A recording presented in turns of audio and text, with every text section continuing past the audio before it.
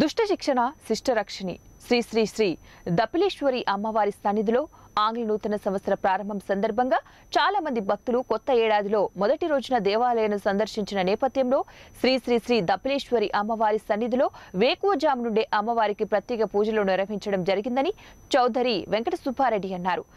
కడప జిల్లా బద్వేలు మండల పరిధిలో నక్కలగండి గ్రామాన వెలిచిన శ్రీ శ్రీ శ్రీ దపిలేశ్వరి అమ్మవారికి నూతన వస్త్రాలను సమర్పించడంతో పాటు ప్రత్యేక పూజా కార్యక్రమాలు హోమాలను నిర్వహించడం జరిగిందన్నారు. ఈ సందర్భంగా ఆలయ చైర్మన్ చౌదరి వెంకట సుబ్బారెడ్డి మాట్లాడుతూ జ్ఞానానికి ఆనందానికి వికాసానికి విజయాలకు అమ్మవారు ప్రతిరూపమని జగతిని జాగృతం చేసే చైతన్య దీప్తి గల శోభావాలి అని ఎన్నో విజయోత్సవ చరిత్రలను కలిగిన దివ్య చరిత్ర అని తెలిపారు.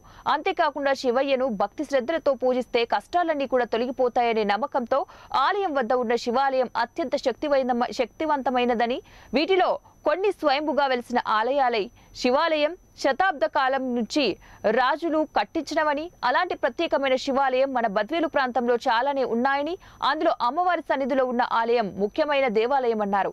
ఆ ఆలయ విశిష్టతలు ఎంతో ఉందన్నారు.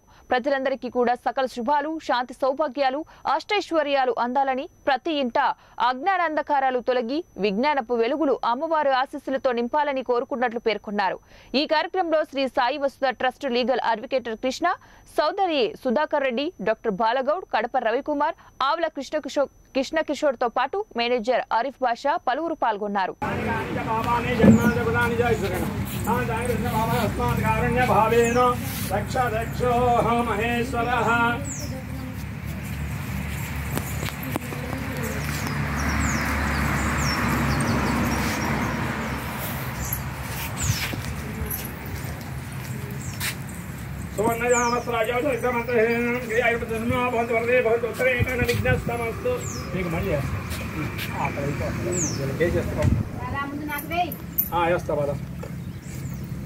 అకాలముచ్చరణం సర్వహస్తభావశేఖరం దపిలేశ్వరీ పాదోదకం పావనం శుభం.